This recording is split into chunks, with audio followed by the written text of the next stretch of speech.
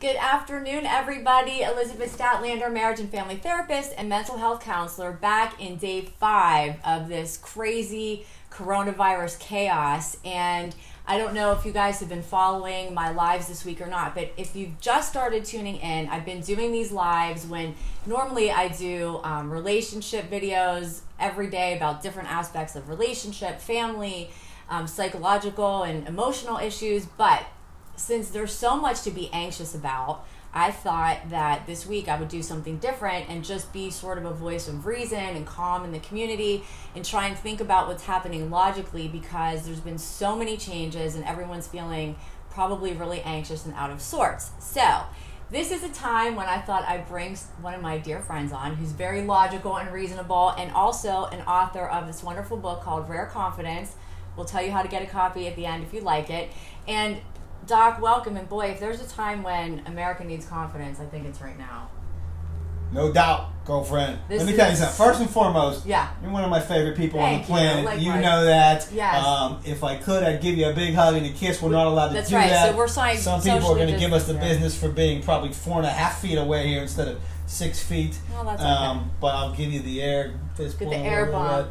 Right. And thank you for giving the world this outlet to talk about the voice of reason. Yeah, and boy, do we need reason today. We do, Doc. I mean, every time, I'd like to get your thoughts on what's going on, because I know for a lot of my viewers and even for myself, when I turn the news media on, everything is urgent, it's gloom and doom, and it's negative, and it's putting up, if one person dies, there's another death and Fox Alert and this alert and that alert, and it's just constantly things to make us anxious and to make us, our heart rates get up, and to think about the stock market crashing, being stuck in our homes. Our whole lives got completely turned upside down in the last couple days. So, I mean, how are you doing? What's going on? What are your thoughts? I know you always have lots of thoughts on, and good ones, on social issues. So we don't have enough time. We'll start talking. We're going to get started. So, a week ago, Wednesday night, it all went on hyperspeed. Yeah. A week ago, Wednesday night, an NBA game got shut down seconds before tip-off. That's right. When players tested positive for the virus. That same night, Tom Hanks announced to the world he had the coronavirus. At that moment, Ohio State, I think 24 hours before that, announced they were shutting down. Ohio State and Florida are like the two largest schools in the country, so everybody else followed suit. So even though this has been in the news for months now, the world changed last Wednesday. Yeah, I think you're right. Right, so Thursday, Friday, every day, the quarantines to stay in place has gotten bigger and more serious.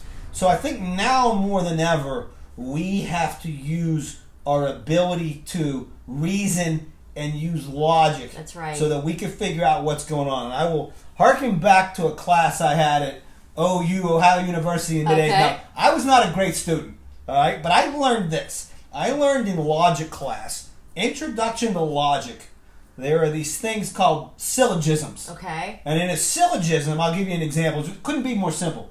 It's basically if this, then that, then this, right? Okay. So for instance, a syllogism. Human beings are mortal creatures.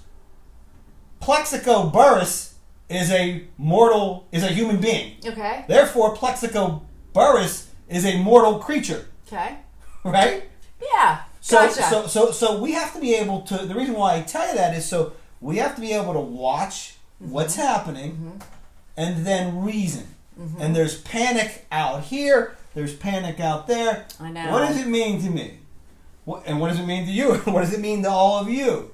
It means that the way I see it, the panic right now is more dangerous than the virus. I totally agree with you. The virus is dangerous. The panic is more dangerous. I don't know that anything we do or say is going to stop the panic. I think we all need to take a deep breath and realize that the panic's going to cause some real issues. Yeah. We need leaders right now more than ever. Right. More than ever. At this point in time, fuck left, right, red, blue. That's a bunch of bullshit. We need real leaders. You know, Right. I will say that every day I've seen Governor Cuomo from New York. He's been great. I love him. My man awesome. Comes on. He knows his shit. Yes, number he one. Does. First and foremost, he's like what they call a servant leader. He's serving the people. Yeah. He leans in. He knows his info. He makes it personal, so where you can understand. He's kind of reassuring. He's not full of shit. He's not blowing smoke nowhere. And he's confident. And we need more people like that that's telling the world, listen, these are trying times. He said something this morning. There's a lot of people out there that don't believe this social distancing thing is the way to go. Right. And I respect all opinions, I respect if you don't think that's it. However, back to the logic and the reasoning. If the people on the left and the people on the right and most of the world's health experts are saying that this is a way to flatten the so-called curve, reason and logic tells me that even if my personal beliefs don't believe that, is probably the right move. Right. And at some point, we have to maybe give in to humanity and the greater good than my own F you, I don't think that's right for me. That's true. I mean, right? There is the consideration of other people. And, there's so many rumors, even on the news media, that I cannot keep track of what is true and what is not. And I've been thinking back to, like, Y2K and so many other real big flus and panics that have gone on in the past, 20 years. And I was thinking about my Uncle Irv, who knew very well. And there was a time where he was the best. And he was selling bomb shelters for a while. And people were buying them at that time because we have a tendency to let our anxiety run away with us. And as a therapist, I see this all the time with my clients. Anxiety is a virus. If somebody feels anxious, then it becomes contagious and everybody gets anxious. And I think the world is like a big ball of anxiety right now. And what are your thoughts? I mean, you're saying you're listening to what the public health officials are saying. Do you have fear to go out grocery shopping, or what are you guys doing? What are you and Lisa? Yeah, I mean, we are following the advice of the experts. Other than right now, where I'm out, and here I am with you. We're probably about 3.5 feet away, maybe not 6. But listen, if I was going to catch it from anybody, you'd probably be the best person to catch it. Well, thank you. I appreciate that. No, we're doing like everybody else. At one point they're telling us stay away from everybody, but yet you got to go grocery shopping, right? Those are life-sustaining activities. That's right. So you have to. There's a point where you're going to be out. It's really all about minimizing the number of people you're around. Correct. Being, making sure you're just following common sense. Don't touch your face. Right. Wash your hands, which I do a gazillion times a day. Anyways, in the wintertime it gets so dry, I know. You just got to really be careful. Be careful. Even I go for a walk in my neighborhood, and these people are coming at me. I go out on the street and be like, all right, and even when I pass where their personal space was 6 seconds ago, I'll hold my breath and walk through that space, and then I'll let out. And I'm like, is this nuts? Why am I doing that? So it's making us a little nuts. It is making us a little nuts. I was actually listening to, there's a beautiful and smart physician that comes on. I think she's on Fox News. I can't think of her last name. Anyway, she comes on every day, and she's been pretty calm through the whole thing. And then I watched her this morning, and she's been at home because I guess she's not leaving. And she was doing an appearance on the news this morning, and she was talking about how at her house she's taking packages and she's letting them sit, and then she's wiping them down. And I mean, I respect. I thought that was a little bit much, but then she's a physician, and I mean, maybe that's her choice. I mean, I think this becomes a personal thing, whether you're a doctor, a therapist, a lawyer, an accountant, whatever you are. Everyone has the right to choose how they want to handle it. My man, Dr. Sanjay Gupta on CNN, who I think is great. Honestly, I think Sanjay Gupta is one of the most knowledgeable, not so political, give it to me straight, just real. Yeah. But last night they were asking him, what do you do about food and takeout and delivery? And he was like, well, last night we ordered it home and the delivery guy came and we, the biggest risk is really it's not the food, it's your personal space with the delivery guy. Right. He said, so I get the food, and then what I tried to do was I brought my own bowls out on the porch, and I transferred the food into my bowls, and I left the packaging out there, and I'm thinking, so if you ordered spaghetti, right? Are you bringing like a bowl onto the porch and then pouring the spaghetti? So it's, listen, I guess you can't be too careful. We all have to figure out what our level is of comfort. I have a son, Alex. My man is 19 going on 35 and like everybody in his generation, he's thoughtful. He's careful. He's got back from spring break last week. Okay. So it wasn't like, at the time there was none of this, stay-at-home type of stuff going on yet. First couple nights home, he's out with his friends. Only 4 or 5 together. Last couple nights he's been home, and it's starting to sink in. And I think it is. Even people at that age, it's like they have this like battle going on. There's a need for people at that age to be together with their people, and yet the world's telling them, don't be assholes, you young people. And it's like it's tough on everybody. It is, and I mean, I think that maybe my nature, because of what I do for a living and just my life experiences, I'm not a big panicker. And that could probably be, a blessing and a curse, where I try to really stay as calm as I can, because I know that in crisis, if you don't stay calm, you're in big trouble. And I think the way we do that is this. Yeah. Picture our worlds, our own little unique world, not the bigger world. Picture Elizabeth Statlander's world, or Doc Shiry's world, as if it's a circle. Okay. And inside that circle are the things you can control.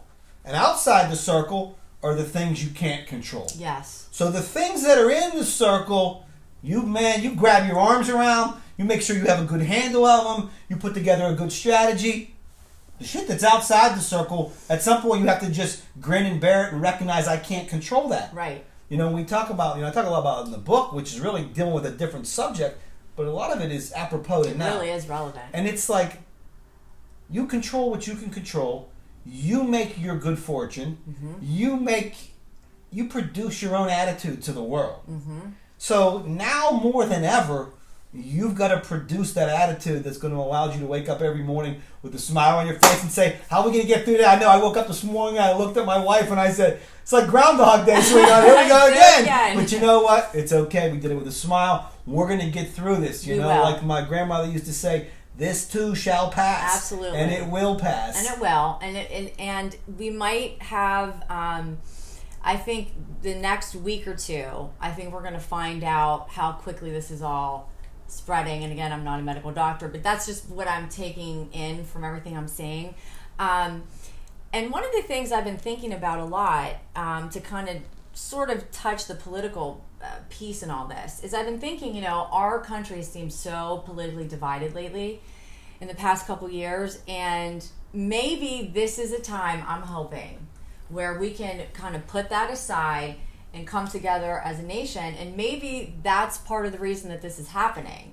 Just from a philosophical standpoint, there's so much that we could learn potentially from this, and I've heard other people discussing this in the news media, and I do believe, I always ask my clients, like, what can we learn from this? How can we be better from all of these tragedies that happen? And I think in some ways our country got a little out of hand, and some of it's still going on, and I thought it might be, kind of fun to talk about that. What are your thoughts on it's like the meme I saw on Facebook today. It was like, the man upstairs got mad at us and told us, go stand in the corner, and basically, maybe there's some truth to that. I don't know. In terms of the political discourse, it's so out of hand. It's pathetic. It really is. It is pathetic. It is. And it's really not, I've shown you my graph before that I'm so proud of. Absolutely. I made them all by myself. And the graph basically is, here's the middle. Here's the near left. Here's the near right. Everybody within those lines, rational and cool. Once you get to the far edges of those lines, you start to get radical thoughts and beliefs, which isn't in itself bad, but what's bad is the opinions of the other people who disagree with you and how people treat them. Right. That's when it becomes bad. So you have a hope that maybe this can bring people together. I think we all have that hope. I'm not getting my hopes up. Yeah. I see things on my Facebook timeline. This is not just the internet. These are people that supposedly I'm friends. I have friends. I see people that say the most horrible things about other humans. Yeah. I see people talking about our current president, like him or hate him, and hoping that he gets a flesh-eating disease, him and his whole family, and that it's broadcast live. And it's like, That's terrible. It's the worst. And yet I see people on the other side, and what example does that set? Threatening those people with all their ammos and their guns. And it's like, you know what? A bunch of internet tough guys. Yeah. You know? I'd like to see you guys actually be across from each other in person and see how you deal with each other. It's total nonsense. It's I actually believe that the politicians today, you know, all politics is local. They talk about it really is when it gets down to it. We can look at nationally what's going on. In a minute, we'll talk about Trump's use of the word the China virus and the Chinese, because I have some definite thoughts on that, and I think it'll be interesting to people. Yeah, I think we should. But before we get there, let's talk about this idea that politicians and all politics are local, and especially in a crisis like this. I've always believed that the politicians and the leaders, even the leaders in companies that I respect the most, are the ones who do what's right for their constituents. Red, blue, left, right, Republican, Democrat, be damned. Okay, fair enough. Unfortunately, we have too many today that are guided by an ideology that every decision they make is in line with that ideology. Yes. And it doesn't deal with the real facts on the ground and how it helps people today. Right, and the more that you the more you argue with people, and the more extreme you are, the more you harden the position of the opposite. And so, you know, I think there's been some rhetoric from our president, you know, initially that, you know, really just was very extreme, and now years have passed and things seem to have sort of calmed down on some level. And then something like this happens, and you know, people are blaming him for this. He didn't respond right. He didn't do this. And, you know, I think people forget that it's not like he's in a vacuum. I mean, he's being guided by advisors and other people who are experts and telling him, you know, to some degree on something like this, you know, how to respond. And I don't think there's anybody that would think that President Trump would want to do something to like release this or do something to let this get out of hand in our country. I mean, I don't believe that for a second. I saw an ABC poll this morning that said, and this will shock some people, 55% of Americans, as of yesterday, thought that he's doing a good job with this crisis right now. There are some people amongst us that hate him so much, that are just so blinded by him. And there are some real reasons why they would think that. Yes, of course, he can be a little rough around the edges. But they're so blinded by it that they can't help that all day, every day, they want to mock him and people who may have voted for him or support him. And like you just said, they don't realize that what they're doing is they're creating more people that will follow and support him because they don't like your condescending elitist attitude. Right. And they're too full of themselves to be able to see right in front of them what exactly they're doing. On the flip side of that, there's no doubt he loves America. No doubt. There's also no doubt in my mind that he does a lot that doesn't help himself. Absolutely. There's no reason why every time he's in front of a camera he has to boast about what he's done up until now. I know, and he never stops. We were watching his press conference yesterday, and it's, you know, this really important moment, and there's some really great news, and then he always has to say, and no president has ever done anything like this before. And it's like, if you would just leave that out, you don't have to It's say the most that. unpresidential thing you could do. You know, let your words and your... fails. I know. It always does. Right.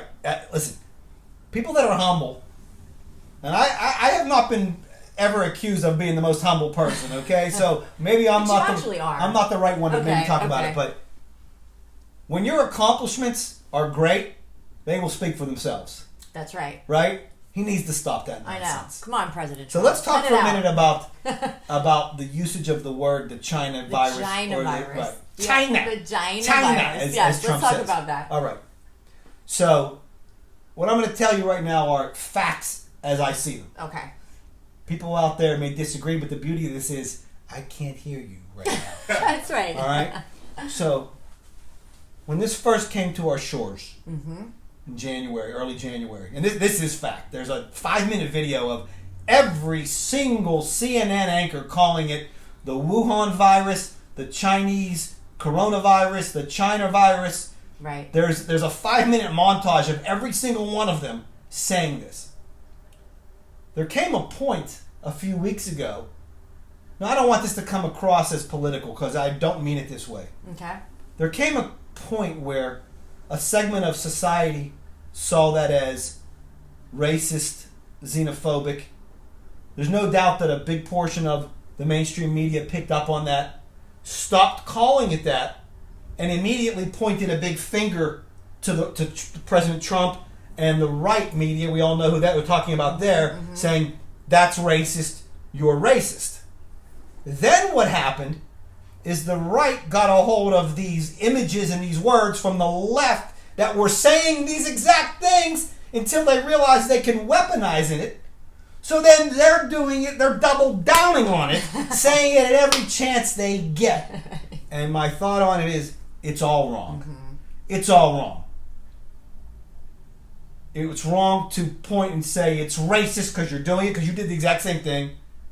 It may even be more wrong for Trump and everybody else on the right to double down on it, to say, I got you, because it is true that Asian Americans, I don't think this is widespread, but there are stories of them being discriminated against and some assaults have happened. You know what?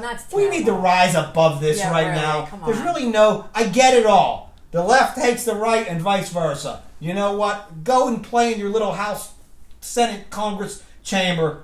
You know, we need help as a country right now. That's right. Put that shit behind us and let's be adults. Agreed. And, you know, I don't know why it's sad to me that, you know, people would be treated that way in this country because of that. And I think as a therapist, I see in couple sessions, I see when people come in and talk about relationships or things going on in the world, for some reason everybody wants to blame somebody. And if they can blame someone else instead of taking ownership themselves or trying to do something to benefit the world or benefit their relationship, they love pointing the finger and blaming someone. And I think that human beings are wired to think that, okay, well, if we know how this happened, then we can do something about it. But the truth of the matter is, I don't know if we're ever going to know exactly how this happens. There's a lot of theories. I have my theories. You have your theories. But we don't need to blame at this point, because where's that getting us? Nowhere. And it doesn't get you anywhere in a marriage, and it doesn't get you anywhere ever. But there's a lot of control, lashing out and control, because I think people want to control other people because they think that makes their safety more guaranteed. So if I say everybody should stay the F home and do this, then I'm safer, without thinking about what that means on the other side, or maybe everyone can't stay home. Maybe people don't have that financial luxury. Well, there's a lot of people that don't. Most people do not in our country have the ability to just stay home. Now, everybody will do what we have to do, and we will follow whatever our public health officials are saying day by day. But I think that, you know, there's a lot, everyone's so anxious that if I blame someone, then we can fix it.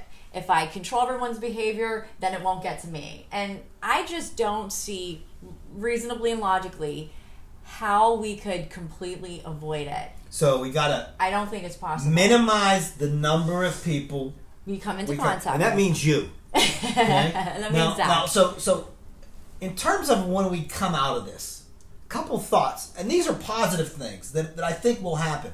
Number one, as a society and as a government and as a health officials, we're going to learn from this. Oh, yes. Forget about blaming why we weren't prepared for this. hopefully we'll be damn well better prepared for the next time. We'll learn more about all of this. That's maybe more preventative medicines, maybe how to deal with a pandemic, maybe, we won't have a shortage of ventilators, respirators, whatever. Right. How can we ramp up hospital beds, all that kind of stuff. Even more importantly, I think as humans and as workers and as a society, throughout human history, these sort of events, not necessarily these sorts specifically, but world events have forced people to change. Yes. Right? I'll give you an example. The newspaper industry is dying. I have good friends that work in the newspaper industry, some of the best people you'll ever meet. It's getting tenuous for them. Yeah. Nobody it's all internet, right? No print, right? You can't even get. So they've been forced to change. We are all going to have to change to a degree. Many people are going to have to change careers. But you know what? Necessity is the mother of invention. That's right. People will. It may take some time, but at the end of the day, if they put their God-given mind to the task in front of them, they're going to look back and say, it's the best thing that ever happened to me. That job may have gone away, but it produced this job or this career or this business that I couldn't even imagine beforehand. That's true. And I do believe in that. And I think that there's a theory, a counseling theory that talks about, it's a change theory, that chaos has to happen in order to establish a new order. And that change and chaos are on the same side, or change and stability are on two different sides of the same coin. And that in order to evolve and to grow, you have to constantly change in order to keep up with what's happening in your relationships, in your environment, in your world. And I think maybe we got a little bit too, I don't know if materialistic is the right word in this country. I think Eminem sang about that and Lose Yourself. Yeah, I think he did. But I think there were like the core family values that I think you and I were raised with seem to be kind of gone. And I think this kind of thing forces us to refocus on, the basic things that made this country wonderful. Yeah, there's so much that made this country wonderful that so much. If we were to list them, we would offend people by our omissions. That's right. Hey, I mean, look at, I thought it was so nice the way Tesla and I think Ford and Chrysler, all these car factories stepped up to produce ventilators because we needed more ventilators. And, all the first responders and police officers are working mandatory 7-day shifts. Doctors and nurses are responding and putting themselves out there to save other people. I mean, a lot of beautiful things, I think, are going to happen. Like Mr. Rogers used to always say. Yes, he said, look for the good. That's right. There's always helpers, right? There are always helpers. And whenever bad's happening around us, that's right. Pittsburgh's own Mr. Rogers said, look for the helpers. That's and right. He used to tell us the little kids to make them feel good whenever there was situations that would be scary to them. And I think that's good advice for adults. I wonder what he would say. I mean, if he were alive today, I mean, he did have this beautiful gift of addressing these really scary issues for kids. Because I've had a couple kids in here this week that are really anxious. They don't understand what's happening. They're worried that their parents are going to get sick. And I wonder, what would he say? How would he handle this? Yeah. Well, I think what he would do is he would make it a bigger community. Yeah. Knock on wood, in 2020, we can do that virtually right now. That's right. And he would make the kids feel like they're a part of something and that they are the future and let's stick together. Yeah. He would probably explain things to them in a very simple way that they can understand. No reason to get too deep into the details. Mm-hmm. And you know what? That's probably good advice for all of us. I mean, my wife tells me, Doc, have you had enough of the news already? Let's watch some more Schitt's Creek. And I'm like, but I haven't got enough coronavirus stuff yet today. There's only been 16 hours That's of it. all. You need another 20. Another hour, right? Yeah, I know. It's nonstop. Well, and it's like the news is it's like you have to stare at a car accident. It's like you just can't help it, and you just want to. Am I missing anything? Right. Did something close and I don't know about it? And then once you put it on, it sucks you in. I would tell you a funny story about remember my grandmother? Yeah. My Grammy, she was the sweetest. She passed away in 2006. But towards the end of her life, she's very funny. She was just a little whippersnapper, and she would make a point. She would sit there in her chair, and she would make a point. When she was done with her point, she would switch positions. I'd be like, Grammy, do you know that every time you make a point, you switch positions? So one time we were over her house having dinner, and after dinner we were watching the KDKA news at 6, and they were the weather report was on. And at the time, KDKA used to have a camera on the top of the Hilton. I remember that. A long time and it ago. would say, and at the bottom of the screen, it would say, top of the Hilton. And it was just a picture out to show, like, downtown and the point, and whether it was a sunny day. And Grammy was like, wait a minute, something's happening on top of the Hilton. And people, so people look at the news and they get a snapshot. And I always joke with my wife about it's our top of the Hilton moment. That's where right. we see one thing and we like take it, and all of a sudden it's like, wait a minute, slow down, make sure you're understanding what you're hearing, figure out what the source is, what is everybody else saying, is this a fact, is it an opinion? Right. No, that's absolutely a great way of looking at it. And I try to look at the CDC because I feel like that is the most factual information I'm going to get. So I've been sticking to that and saying to some parents, like, if your kids are anxious, maybe you can sit down with them and try to explain to them, not give them too much detail, but try to explain to them that percentage-wise, it is probably pretty unlikely that you're going to get it. Now, is it possible that you could be walking around with it? I suppose so. One of my favorite people, Miss Pamela Parks, Pam Parks. Okay. Pam and I go way back and used to coach her son in Little League. She is a principal at a Pittsburgh public school. Okay. And she has been going live on Facebook to tell bedtime stories to her kids the last few nights. KDKA picked up on the story, and I only mention that because there's so many good things that come out of something like this. So many little stories of people who, that's no little story, but there's so many stories that get lost in the shuffle of people that are trying to make a difference and that do good, that have nothing to do with right or left and all this. And I'm just so tired of all that nonsense, and I love seeing all those heartwarming stories. That's sweet. I mean, a lot of people are doing things. Cores, I know you have an opinion on everything, don't you? I think that those are the people who are really the heroes because they don't have to identify. Will you stop? Come here, Cores. Of course.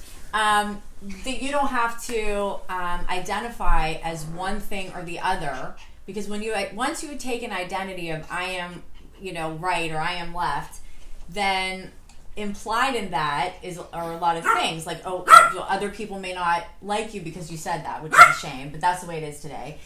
But the people who don't need to identify as one thing or another and who are just looking to do good things in the world, those are the people that I think are really the most special. No doubt, but humans are wired to want to be a part of a group. It's a big aside. I mean, listen, I'm a male.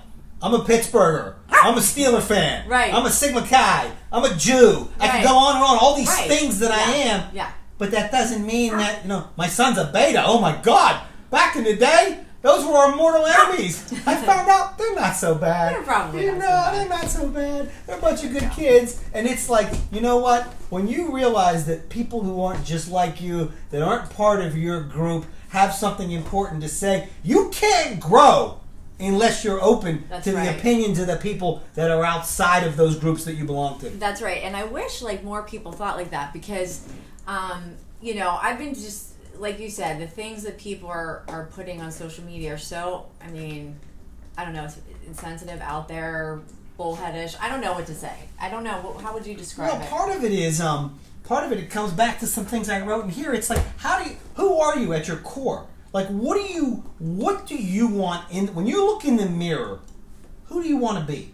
Who do you want to be? Mm-hmm. Do you want to be somebody that's smarmy, sarcastic, and condescending with zingers all day, and Orange Man bad, or I'm gonna come and shoot you when you don't have guns, but I got mine. I mean, it's so ridiculous on both sides. Do you want to be somebody that your family respects because you're teaching them the right things, you're living by a great example, you're putting in an honest day's work, and all you're asking for in return is the commensurate pay for what you're putting in. Just doing the kind of things that, un-Trump-like, the world sees it. You don't got to tell them. Right. They see it. Right. Who do you want to be? Right. You know, when your kids look at you.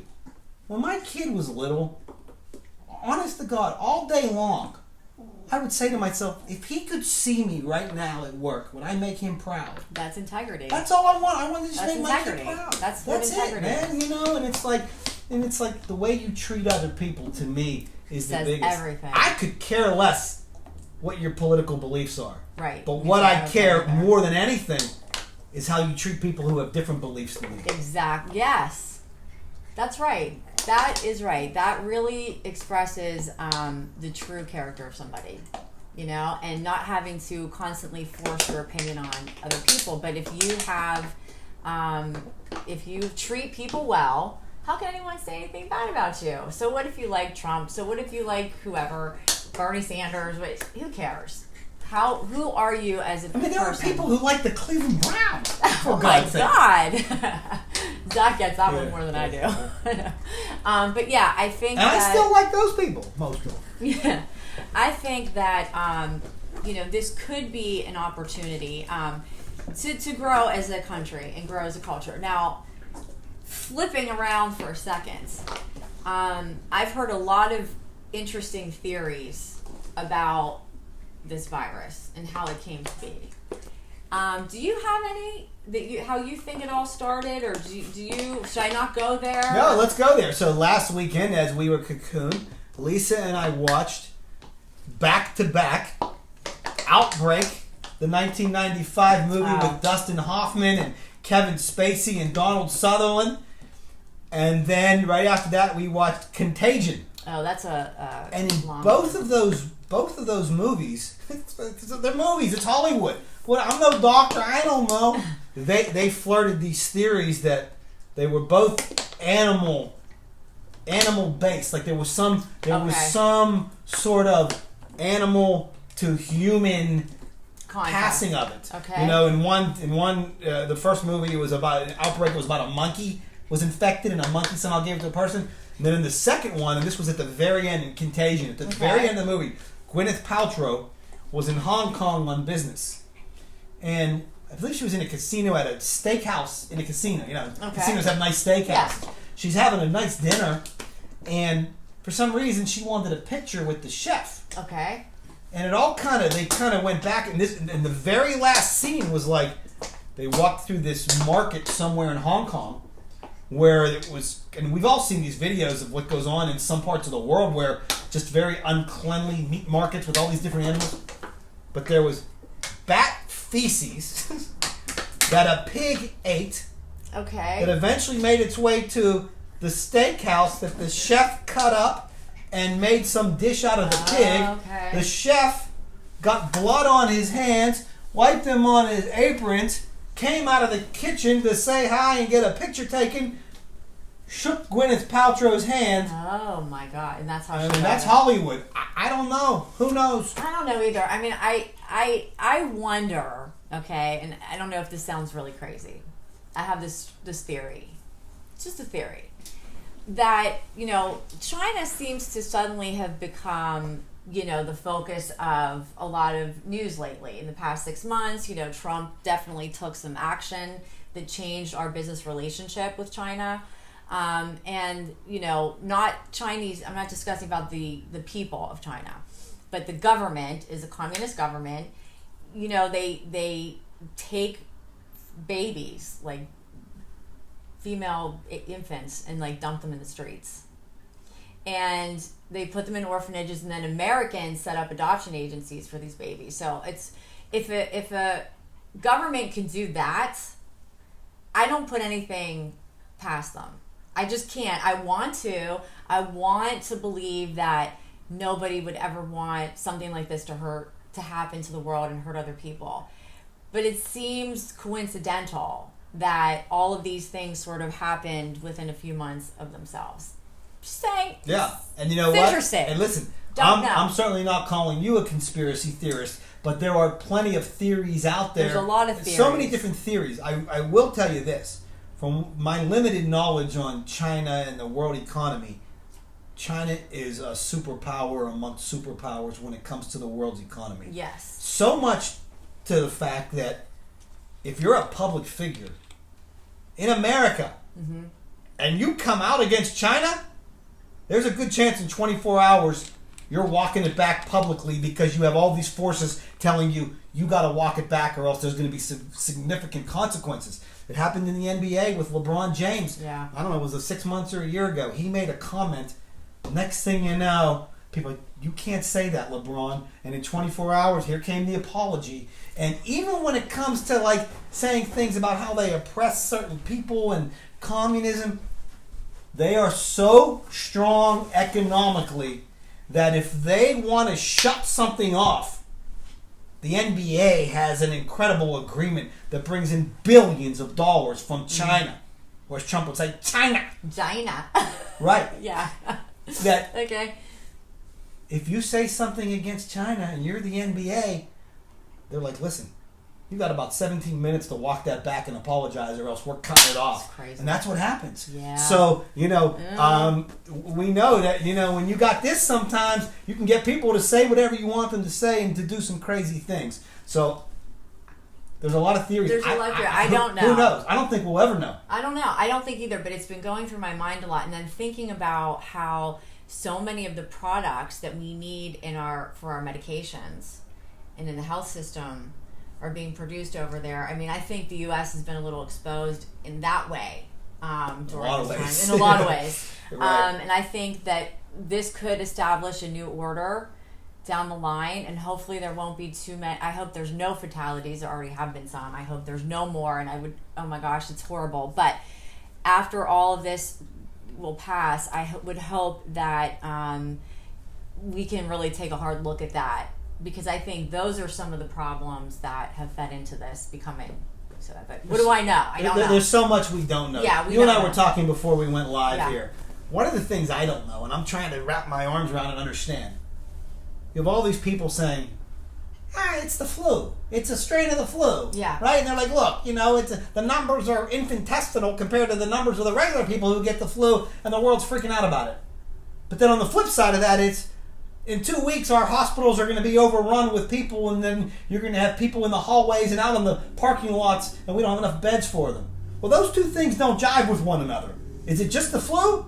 Or are we going to be overrun by people who need hospitalization? I don't know the answer. I don't know either. I don't know. I mean, and I wonder, if we were to treat the flu just the way we're treating the coronavirus, and we were putting on the media every day, how many people died of the flu today? And every day we kept account of it. Would it look the same? Or would it look different? Well, a lot of people have pointed out that, I don't know. What was it, 2009? The H1N1 swine flu. Mm-hmm. I believe the numbers were between 12 and 13,000 Americans died. Nobody was quarantined. There was none of this panic. I don't know. It's not a political comment or point. I just don't know what the difference is. I don't know. I think we talked about. Yes. Maybe this is more contagious. That's the problem. That's what I've heard, that it's more contagious. Less deadly, but more contagious. Yes. Now, I was speaking to a client of mine who's a hospitalist. She's a physician in a hospital, not here in Pennsylvania, but she was talking to me about how when the Ebola virus was coming around, it was so deadly that we didn't see a big spread of it. If you had it, it was in a couple hours you were going to die. That was it. So it didn't spread, but because most people survive it. Stop it. Most people survive it, and I believe it's a 2 to 1. It's much more contagious than the flu. Right. So that could be why. And the breathing problem, is that anxiety, or is that because you really need to be in the hospital? I don't know. It's really puzzles me. Thank you.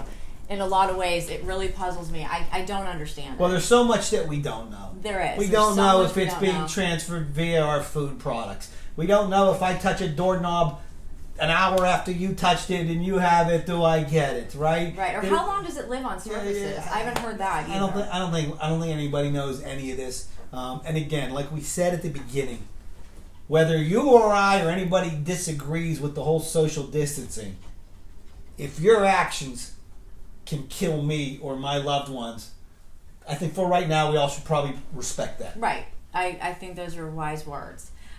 So before we kind of wrap it up, did we have any questions? Yeah, we do have a couple questions. Okay. Have we become way too sensitive and PC for our own good? Have we become in one word, yes. Yeah, I thought that was a pretty simply answered one. Well, you know what? Here's the thing. This is my Barack Obama impersonation. Look, here's the thing. Look, here's the thing. We have, when we are trying to be woke for the sake of being woke, right? There are people who are true do-gooders and like to point out when there are offensive things or things that aren't fair to others. Mm-hmm. And you know what? As we evolve as people, none of us should try to purposefully hurt others or do something that could make somebody feel less than. Yeah. There are other people who are hypocrites. Well, they want to be woke to show everybody else how woke. I'm more woke than you. Look at me, I'm so woke. Yeah. And yet, they don't know anybody who doesn't look at who they don't know anybody or associate anybody who looks any different than them. Right. All their people are the exact same as them, right? Right. So, how about instead of pointing fingers at everybody about how offensive that is, look how woke I am, why don't you just do your part? Do your part. Okay. And if we all just do our own part, right? Yeah. Fair enough. It'll probably work out. Thank you. One more. Do you have advice for people who are on opposite political ends to come together now? Yeah, I think Doc and I probably both do. My advice is, look, as Obama would say, here's the thing. Here's the thing. As a therapist in our training, okay, we are forced over 4 or 5 years of school to look at all of our own biases, okay, to understand lots of different perspectives, because before we graduate and get out there and start counseling with people, our professors want us to be as objective as possible. True objectivity is impossible. So, and we all have to understand that. We all come to the table with our own experiences and frameworks and genetics and everything that forms the way we see the world. So if we refuse to ever see other people's perspective or other people's points, you're going to always be in conflict with the world around you and with other people. And even in marriages, I always tell my couples, you don't have to agree with each other. Doesn't matter. What matters is that you acknowledge how your partner feels. Mm-hmm. And that's in an emotional relationship. In a political relationship, I believe that people come to their political beliefs because of their life experiences, because of, it's as personal as religion, because it's really developed through life experience and trials and tribulations and things that have happened to you. And so then we grasp onto this belief or this identity that fits our experience. And so I would say when people are in this political discord, try to, stay neutral. If it's really, escalated, why escalate it some more? Try and just listen, understand, be compassionate, understand where people are coming from. But I think that, if we remember that everyone's coming from their own experiences, then you can be more compassionate. But once you cross that line and you're telling other people how to live because of your beliefs, or you're telling other people what to do, nobody likes that. So I would say, let's try and be more understanding and focus on the one thing that's important right now, which is our health. It's a great question, and I got a couple thoughts. Yeah. Thought number one, you people listen to her. She's sharp as a tack. Thought number two, one of my favorite things to do is to debate with somebody who I respect mm-hmm. and appreciate their perspective. Mm-hmm. And I'll do this with my wife, and sometimes she doesn't want to play. Yeah. But I will, this is a great exercise, especially politically. Okay. Pick the other freaking side. And you take the other side and debate somebody. Mm-hmm. So if you believe X, take Z and debate somebody who believes just like you believe, and you take the other side. Wow, and that's that a great will give you an exercise. incredible perspective. Now, along with that, Role playing. Yeah, absolutely. We do that in couples absolutely. therapy. I like I'm it. all about role play. No, I'm kidding. Okay. So, one of the things that we can do is to have this mindset of having a radically open mind, right? Have a radically open mind. I'm very opinionated, as you can tell.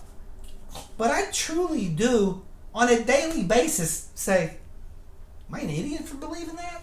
Am I too strong in that belief? So, because what happens is sometimes when you have a radically open mind, which says, you know what, I'm going to come into this discussion or this, contact, this position, and I want to listen to everything and see where you're coming from.